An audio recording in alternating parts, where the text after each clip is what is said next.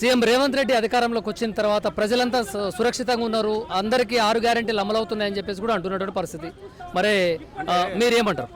వాళ్ళు కళల మేము అంత మంచిగా చేస్తామని అనుకుంటున్నారు, కానీ వాళ్ళ కళలు నిజం కాదు. కళగానే మిగిలిపోయింది. ఈ కళను నిర్మించాలంటే ఒక అమలు చేసింది ఆయన 6 గంటల్లో ఒక బస్సు ఫ్రీ తప్ప ఏది మాత్రం చేయలే. 6 గ్యారంటీలతో 420 చాటలు తెచ్చి ఆయన 420 మాటలు తప్ప ఒక్కడు కూడా నిరూపణ కాదు. 500కే గ్యాస్ ఇస్తున్నట్టు ఎవరికి ఇస్తున్నాడు, ఎక్కడ ఇస్తున్నాడు? మాకు రావడం, మాకు ఎవరికి రావడం, మా బస్సులు ఎవరికి రావడం లేదు. ఎవరికో ఒకరికి ఇస్తున్నాడు. అది గ్రామ ప్రాంతాల్లో కొద్ది మంది మాత్రమే, సిటీలు కూడా ఏమో 1% మాత్రమే. ఇది 75% జరగాలి. దమ్ముంటే 75% ఇవ్వాలి. ఎందుకంటే పేద వర్గాలు 75% ఉన్నారు కాబట్టి. సిలిండర్లు ఇవ్వాలి అంటే 75% ఇవ్వాలి. ఇవాళ పేదరికంగా మా తెలంగాణ ప్రాంతం పేదరికంగా ఎక్కువ ఉన్నారు కాబట్టి అమలు చేయాలంటే 75% అమలు చేయాలి. ఇవాళ చేతగాని ప్రభుత్వము చేతగాని మాటలు మాట్లాడి అధికారంలోకి వచ్చిన రేవంత్ రెడ్డి ఏనాడు కూడా ప్రజల భావన పట్టించుకోవట్లేడు. మా ఆటో వాళ్ళనైతే చాలా ఘోరం. ఇప్పటికే 165 మంది చచ్చిపోయినారు. వాళ్ళకు ఏమాత్రము ఇన్సూరెన్స్ లేదు. ఇదివరకు తెలంగాణ గవర్నమెంట్ ఉన్నప్పుడు 5 లక్షల ఇన్సూరెన్స్ ఉండేది. అది కూడా లేకుండా పోయింది ఇప్పుడు. కాబట్టి బేషరతు వాళ్ళకి 20 లక్షల రూపాయలు ఒక్కొక్కరికి ఇవ్వాలని డిమాండ్ చేస్తా ఉన్నాం. ఇంకోటి, ఈరోజు మోటార్ రంగంలోకి వస్తే మోటార్ గ్యాస్ రేటు పెరిగింది, పెట్రోల్ రేటు పెరిగింది.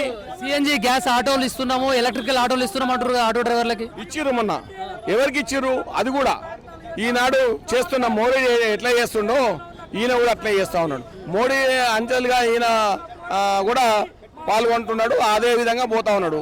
ఎందుకంటే అమానికి ఆయన అప్ప చెప్తున్నాడు, ఈయన పెద్దందారులకు ఈయనకు అప్ప చెప్తున్నాడు. కేసీఆర్ పాలన బాగుందా, సీఎం రేవంత్ రెడ్డి పాలన బాగుందా? కేసీఆర్ 100% బెటర్. పేదవాని తెరువు పోలేదు, పేదలకు ఏనాడు ఇబ్బంది కలగలేదు.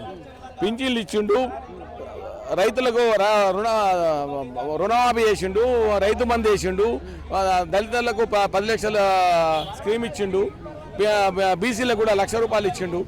సుఖ సంతోషంతో ఉండే కేసీఆర్. వీళ్ళు వచ్చినాక రేవంత్ రెడ్డి వచ్చిన అంటే తెలంగాణ రాష్ట్రాన్ని అప్పులపాలు చేసిండు అని చెప్పేసి అంటారుగా. 400 కోట్ల అప్పులుంటే 800 కోట్లు అప్పులు చేసిందని బూటక అబద్ధాలు మాట్లాడిన రేవంత్ రెడ్డి 2 సంవత్సరాలైన 400 కోట్లు నువ్వు చేసినావు. మా కేసీఆర్ 10 ఏళ్ల పాలనలో 400 కోట్లు చేసిండు. దాన్ని తీసుకొచ్చి కాళేశ్వరం కట్టిండు, ప్రాజెక్టులు కట్టిండు, పేదవాళ్ళకి ఇల్లు ఇచ్చిండు, మిషన్ భగీరథ కింద అందరు ఇంటింటి నల్లా పెట్టి నీళ్ళు ఇచ్చిండు. నువ్వేమి ఇచ్చినావంటే నీ అన్నదమ్ములకు నువ్వు, నీ పాలెళ్ళు, నీ కాంగ్రెస్ పార్టీ నాయకులు జేవులు నింపుకుంటున్నారు తప్ప పేద ప్రజలకి ఏనాడు ఏం ఒరగలేదని చెప్తా ఉన్నా. మళ్ళా నేనే 5 సంవత్సరాలు ముఖ్యమంత్రి ఉంటా, మళ్ళా నేనే గెలుస్తా అంటుండగా. అంటే కళ్ళు కంటుండ ఆయన, నేనే ముఖ్యమంత్రి 10 ఏళ్ళు అంటే నీ కుర్చీ నీకే సక్కలేదు. నీ కమాండ్ అంతా, హైకమాండ్ అంతా ఢిల్లీలో ఉంటుంది. నిన్ను ఎవరు చేస్తారో తెలియని పరిస్థితిలో నువ్వు ఉన్నావు. ఎందుకంటే నేనే ఉంటాను ఆంభావం తప్ప ఆయన వణుకుట్లో కుర్చీ కదులుతూనే ఉన్నది. ఆయన భయంతో నేనే ఉంటాను పెట్టుకుంటా ఉన్నాడు. అంటే ప్రజల పక్షాన నిలబడేందుకు ఎప్పుడైనా సమస్యలు ఉంటే మా దగ్గర రండి, గాంధీ భవన్లో చెప్పుకోండి అని మంత్రులు కూడా కూర్చున్నా అంటారుగా. చెప్పిన మాటలన్నీ అబద్ధం. 1 వారం 4 రోజుల ప్రజాపాలన తెరిచి 1 నెల రోజులకే బంద్ చేసిన పరిపాలన అది. ఎవరు ఇప్పుడు పట్టించుకున్న పాపన పోతలేరు.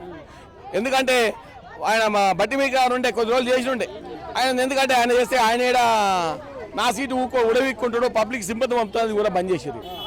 ఇంతమందితోటి ఇందిరా పార్క్ వద్దకు రావడానికి గల కారణం ఏంది? మీరు సీఎం రేవంత్ రెడ్డికి ఏం చెప్పాలనుకుంటారు? అసలు మీ బాధలేంటి? మాకు చాలా జీతంతోనే సరిపోతలేదు కాబట్టి కనీస వేతనాలు ఎక్కువ పెంచాలని, 26,000 జీతాలు పెంచాలని డిమాండ్ చేస్తున్నాం. భారీ ఎత్తున 11,000 జీతాలు ఇస్తే పొద్దుగల మేము పిల్లల్ని వదిలేసి అంత వదిలేసి 9 గంటలకు వస్తే మళ్ళీ 3-4 గంటలకు పోతాం. మేము ఏమైనా ఆబ్సెంట్లు అయినా ఏమైనా కానీ మళ్ళీ కట్ చేస్తారు. సరిపోదు. ఇంట్లో 11,000 జీతాలలో ఇల్లు కిరాయిలు కట్టుకొని పిల్లల్ని చదివించాలంటే ఎట్లా సరిపోతుంది? ఒక ఉద్యోగాలు బయట పోయి చేస్తున్నారు, ఎన్ని ఆనం ఇస్తున్నారు, మాకైతే ఏం సరిపోతలేవు. జీతాలు అయితే 11,000 జీతాలు అస్సలు సరిపోతలేదు. మొన్న వచ్చిండు ఏమైనా చేస్తా అని చెప్పిండు, కాంట్రాక్ట్ గురించి, అసలు మా అవుట్స్కోర్చింగ్ గురించి 1000 కోట్ల దాకా యూనివర్సిటీలకు ఇస్తున్నా అని చెప్పేసి అన్నాడు కదా. ఇచ్చింది కానీ మాకేం వేయలేదు కదన్న. అధికారుల మధ్యలో ఉన్న మా వరకు వచ్చే వరకు ఏం మాట్లాడలేదు కదా. ఏం చేస్తా అని చెప్పలేదు. మీరు మేము ఇచ్చిన 100 కోట్లు అన్నారు, ఎవరికి ఇచ్చారు 100 కోట్లు? మాకు అందులో ఏం న్యాయం జరగలేదు. ఆయన కాంట్రాక్ట్ అవుట్సోర్సింగ్ గురించి మరి ఇన్ని రోజులు వచ్చి 2 సార్లు వచ్చి మీటింగ్ పెట్టిండు, మరి ఏం చెప్పిపోయినా మాకు ఏం చెప్పిపోలేదు. ఆయన ఏ గ్యారంటీ చేస్తా అని చెప్పలేదు. అందుకనే మాకు జీతాలు పెరగాలని మేము కొట్లాడుతున్నాం. ఉద్యోగుల పక్షాన మీకు ఏ బాధలు ఉన్నా మాకు చెప్పుకోండి, లేకుంటే మామూలు సామాన్యులకు కూడా ప్రజాపాలన పేరు మీద వచ్చే దరఖాస్తు చేసుకోవచ్చు అని చెప్పేసి కూడా చెప్పిండుగా. ఉద్యోగాల మీద చెప్పాలంటే ఆయన వచ్చి ఏమన్నా మాట్లాడి కమిటీ చేస్తే కదా సార్ మాట్లాడతారు. మా దగ్గర మన చిన్న వాళ్ళని అయితే మాట్లాడడానికి అవకాశం ఇయ్యరు కదా. ఎంతసేపు చూసినా కానీ పెద్దవాళ్ళకి అవకాశం ఇస్తారు, కానీ మాలాంటి వాళ్ళని పిలిచి మాట్లాడితే కదా, కమిటీ చేస్తే కదా మేము ఏం మాట్లాడతామనేది తెలుస్తుంది. మేము ఏం మాట్లాడింది ఆయన 6 గ్యారెంటీలు ఇచ్చిన, ఇంత జీతం ఇచ్చినానంటే మా ఇప్పుడు 11,000 జీతాలు మేము ఇల్లు కిరాయిలు కట్టుకొని పిల్లల ఫీజులు కట్టుకొని ఎట్లా చదివించి ఎట్లా చేసాము. ఈ రోజు బయట చేసే ఉద్యోగాలు యూనివర్సిటీ అనేది పేరు ఒకటే ఉంది, కానీ బయట చేసే వాళ్ళు కంపెనీల నుంచి తెలుసుకుంటే మాకు ఏం న్యాయం జరగట్లేదు. మళ్ళీ మేము ఇన్ని గంటలు పని చేసాం, ఇంత చేసాం. మరి పర్మనెంట్ వాళ్ళు కూడా చేస్తున్నారు, 1,00,000 2 లక్షల జీతాలు తీసుకుంటున్నారు. మళ్ళీ వాళ్ళని అట్లా వదిలేసి మాకు 10,000 జీతాలు ఇస్తారు, మా ఇంకా రక్తాలు తాగినట్టు తాగుతారు. మళ్ళీ మాకు 24 గంటలు కూర్చోకుండా పనులు చేపిస్తారు. మరి అదంతా కనబడదు ఆయనకు, కేసీఆర్ ఆయనకి, రేవంత్ రెడ్డికి.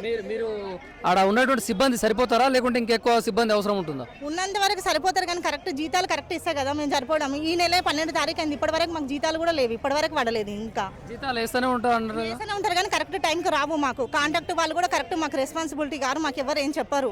ఇప్పుడు ఈ నెల 15 తారీఖు వస్తే, వచ్చే నెలలో మళ్ళీ 18 తారీఖు వస్తే, మళ్ళీ ఒక నెల ఆడితే మళ్ళీ ఒక నెల కూడా పెంచి కూడా మరిస్తారు. సీఎం రేవంత్ రెడ్డి ఏమంటున్నారంటే, నేను ఇచ్చినటువంటి హామీలన్నీ నెరవేరుస్తున్నా, 6 గ్యారెంటీలు కావచ్చు, అదేవిధంగా మహిళల కోసం ఫ్రీ బస్సు పెట్టిండా అని చెప్పేసి కూడా అంటున్నారు. మహిళల కోసం ఫ్రీ బస్సు పెట్టమని ఎవరు అడిగిన? 6 గ్యారెంటీలు ఇస్తే ఎవరు చెప్పారు? దాంట్లో పెంచేదాంట్లోనే కొంచెం తక్కువ చేసి పెంచేది ఉండి అందరూ మంచిగా అవుతారు కదా. ఇప్పుడు నువ్వు 6 గ్యారెంటీలు ఇచ్చిన అనేసి ఇప్పుడు బస్సు ఫ్రీ పెట్టేసి అన్నింటి మీద ధరలు పెంచినావు కదా. ఒక్క బియ్యం సంచి ఈ రోజు 1800 ఉంది, ఒక్క నూనె డబ్బా 850 రూపాయలు ఉంది. మరి మేము ఎట్లా మేము తక్కువ చేసుకొని తినాలి? మరి 11,000 జీతంలో వస్తుందా? సరిపోతుందా? ఇల్లు కిరాయిలు, రేషన్ బిల్లు, కరెంటు బిల్లు అన్ని కట్టుకొని ఉండాలి, చేయాలి, కిరాయిలు కట్టాలి, ఫీజులు కట్టాలి. మాకేమైనా ఆరోగ్యం బాగాలేకుండా చూసుకోవాలంటే ఎక్కడి నుంచి అవుతుంది? అయితే హెల్త్ కార్డు లేదా? హెల్త్ కార్డు ఇప్పటి వరకు మాకు ఏది లేదు. చెప్పి ఈఎస్ఐ పిఎఫ్ ఇస్తున్నారు, కానీ మాకు ఎక్కడ లేదు. ఈఎస్ఐ పిఎఫ్ అనేది ఎంట్రీ అయ్యిందంటే చూపిస్తారు, కానీ పోతే ఎవరు పట్టించుకున్న ఐడి ఉంటుందా మీకు? ఐడి కూడా లేదు, మమ్మల్ని ఐడి కార్డు కూడా లేదు. అసలు యూనివర్సిటీ వర్కాలంటే వర్కాలకు అస్సలు చూసలేరు. అసలు మాకు ఎక్కడ న్యాయం లేదు. అక్కడ అవుట్సోర్సింగ్ అనేది ఏ మూలలో కూడా లేదు. ఉంది అని అంటారు కానీ ఏడలేదు, ఏ మూలలో లేదు. మీరు పనిచేసే వాళ్ళకి విలువ ఇస్తారమ్మా, లేకుంటే ఏమైనా తక్కువ చూపు చూస్తారా? ఏం లేదు. ఇప్పుడు మేము అసలు అధికారులకే మేము కనబడినప్పుడు ఏడ విలువ ఉంటుంది? ఫస్ట్ ఆఫ్ ఆల్ వాళ్ళే మాకు వాల్యూ అన్నప్పుడు అధికారులు మాకు ఎక్కడ వాల్యూ ఉంటుంది? ఫస్ట్ ఆఫ్ ఆల్ మేము చేసే దగ్గరనే మాకు కరెక్ట్గా గుర్తింపు లేదు, ఒక న్యాయం అనేది జరగదు. ఎక్కడైనా సేమ్ అంతనే ఉంది, ఎక్కడ మేము గుర్తింపము. ఎందుకంటే ఏడ చూసినా కానీ వీళ్ళు పని చేయడానికి వచ్చారు అంతే, కానీ ఒక పర్మనెంట్ వాళ్ళకి వాళ్ళకి అట్లా వాల్యూ ఉంది, కానీ మాట్లాడే వాళ్ళకి మాత్రం వాల్యూ లేదు. ఎంతమంది మీకు పిల్లలు? 2 పాపలు. సరిపోతుందా జీతం? సరిపోతలేదు కదా, అందుకనే కదా ధర్నా చేస్తున్నాం. 5 సంవత్సరాల నుంచి చేస్తున్నాం మేము. ఇప్పుడు ఎక్కి మేము 8 సంవత్సరాలు 7,000 నుంచి చేస్తున్నాము. చేయంగా 6,000, ఇప్పుడు ధర్నాలు చేయంగా 6 సంవత్సరాల నుంచి చేయంగా ఇప్పుడు 11,000 వస్తుంది. 11,000లో కూడా మేము డుమ్మలు కొడితే కట్ చేస్తారు. మళ్ళీ అందులోకెళ్ళి కూడా మాకు కరెక్ట్ వస్తుందంటే నెలకు ఒక 10,000 వరకు చేతికి వస్తుంది, అంతకుమించి రానే రాదు. మాకు ఏమైనా ఆరోగ్య సమస్యలు వచ్చి ఏమైనా కట్ చేస్తే అందులో కట్ చేసి ఇస్తారు. కాంగ్రెస్ పార్టీ అధికారంలోకి వచ్చి 2 సంవత్సరాలు దాటింది, ప్రజలందరూ కూడా సంతోషంగా ఉన్నారు అని అంటున్నారు. ఏంటి మీ సమస్య ఏంటి? ప్రధానంగా సీఎం రేవంత్ రెడ్డి వాళ్ళకి చెప్పాలంటే ఏం చెప్తావు పెద్ద మనిషి? ప్రజలందరూ చాలా బాధపడుతున్నారు. బంగారం లాంటి తెలంగాణ రాష్ట్రంలో స్థాపించినటువంటి మహనీయుని పోగొట్టుకున్నామని ఈరోజు ప్రజలు చాలా బాధపడుతున్నారు. రేవంత్ రెడ్డి ఇచ్చిన హామీలు తొంగలో తొక్కి అడ్డమైన హామీలు ఇచ్చి 420 హామీలు చేసి ఇవాళ ప్రజలను అరిగోస పెడుతున్నాడు. అట్లాంటి పాలన వచ్చినందుకు జనం రాత్రింబవళ్ళు బాధపడని టైం లేదు. రేవంత్ రెడ్డి అంత మూర్ఖత్వం అన్న పాలన ఈ రాష్ట్రంలో ఉన్నది అంటే ఎంతో బాధపడుతున్నాం. అంటే రేవంత్ రెడ్డి ఎక్కడ చూసినా ఏ బహిరంగ సభలు పెట్టినా కూడా 6 గ్యారెంటీలు అమలవుతున్నాయి అంటుండు, ఆయన ఇచ్చిన హామీలనే నెరవేరుస్తున్నా అంటారు. మరి నువ్వు ఎందుకు ఇంట్లో మాట్లాడుతున్నావు అంటే ఏమంటావు? రైతులకు 2 లక్షల రుణమాఫీ ఏ ఊళ్ళో వచ్చిందో, ఏ ఏరియాలో వచ్చిందో ఆయనకే తెలుస్తుంది, కానీ ఎవరికీ తెలియదు. ఆయనకే ఏ ఊర్లో కరెక్ట్ 2 లక్షల రుణమాఫీ కాలేదు. రాష్ట్రంలో ఉన్నది అంటే రైతుల గోస ఆయనకు తప్పకుండా తగులుతుంది. ఇవాళ రైతులను మభ్యపెట్టి అనేకమైన హామీలు ఇచ్చి రాష్ట్రంలోకి అధికారంలోకి వచ్చినటువంటి మనిషి ఆయన. అంటే రైతు బంధు ఇచ్చినా అంటేనే ఉండు, యూరియా కూడా దొరుకుతూనే ఉంది అంటుండు. మళ్ళీ నువ్వు ఇట్లా మాట్లాడితే ఎట్లా? వాళ్ళు చెప్తూనే ఉంటారు బరాబర్గా మీటింగ్లు పెట్టి. ఎలక్షన్ టైంలో ఇస్తా అంటాడు, తర్వాత మళ్ళీ సంక్రాంతికి ఇస్తా అంటాడు, మళ్ళీ తర్వాత ఉగాదికి ఇస్తా అంటాడు. అట్లాంటి హామీలు అవి ఇస్తున్నా మరి ఇచ్చినాక మళ్ళీ ఎందుకు వాయిదా పడుతుంది? మంచిగా మహిళల కోసం కూడా బస్సు పెట్టిన అంటారు ఉండే. అదొక్కటి మాత్రం చేశాడు, ఎందుకంటే లోపల పోయి తన్నుకోవడానికి, ఆడవాళ్ళు తన్నుకోవడానికి తప్ప వేరేది ఏం లేదు. వాళ్ళకు కూడా కరెక్ట్ టైంకు డ్యూటీకి పోయింది లేదు, కరెక్ట్ టైంకు వచ్చిన బస్సు లేదు. రైతులకి అందుబాటులో ఉండాలని యాప్ ద్వారా యూరియా తెచ్చిన అంటుండగా యూరియా లేదు, యాప్ ఏం పని చేస్తుంది? ఇవన్నీ నిజాలేనా నువ్వు మాట్లాడేది? ఎవరు? నువ్వు మాట్లాడేది నిజాలేనా? నేను రైతునే, నాకు కూడా ఆ బాధలు పడ్డాం. ఇప్పుడు యాప్ పెట్టి చేస్తా అంటుండు, అదేమో తెలియదు మనకు. 200 యూనిట్లు కరెంట్ వస్తుందా మీ ఊర్లో? వస్తుంది, వస్తుందా? వస్తుంది, కొంతమందికి వస్తుంది. కేసీఆర్ పాలన బాగుందా, సీఎం రేవంత్ రెడ్డి పాలన బాగుందా? కేసీఆర్ పాలన బాగుంది. కేసీఆర్ ఏం చేసిండు మరి 10 సంవత్సరాల పరిపాలన? 10 సంవత్సరాల వైకుంఠ ధామాలు కట్టిండు, వైకుంఠ ధామాలు కట్టిండు, సెక్రటరియట్ కట్టిండు, మన మంచి మంచి ప్రాజెక్టులు కట్టిండు. ఇవాళ ప్రతి ఒక్క కలెక్టరేట్ 24 కలెక్టరేట్లు కట్టిండు. ఆయన కట్టిన అభివృద్ధి ప్రజలకు కళ్ళకు కనబడ్డాడు కనబడుతుంది. ఇవాళ కలెక్టరేట్లు ఇవాళ ఉన్నాయి అంటే వాటి చూస్తేనే అది ఒక అభివృద్ధి. రోడ్లు ఉన్నాయి, జనానికి ఎట్లాంటి ఇబ్బంది లేకుండా ఇవాళ రోడ్లు పోతుండ్రు, రోడ్డు పొంటి వస్తుర్రు పోతుర్రు, జనానికి ఎలాంటి బాధ లేకుంటుండే. అప్పుడు అయినా ఒక అభివృద్ధి అంచెలంచెలుగా బంగారు తెలంగాణ చేసే దిశలో పయనించిండు.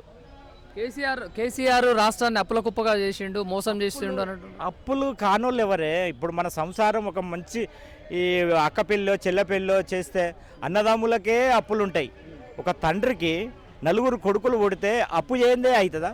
తర్వాత కొడుకులు ఎదిగినాక మెల్లమెల్లగా జరుపుకుంటాడు. ఆ రకంగా ఆలోచించండి అంతటి మహనీయుడు. కానీ ఇప్పుడు అప్పులు అయినాయని అనేకమైన ఆయన చేశాడు, ఆయన ఎన్నో ఎంజాయ్ చేస్తుండు. ఆ ఎంజాయ్ జనానికి కనబడతలేదా?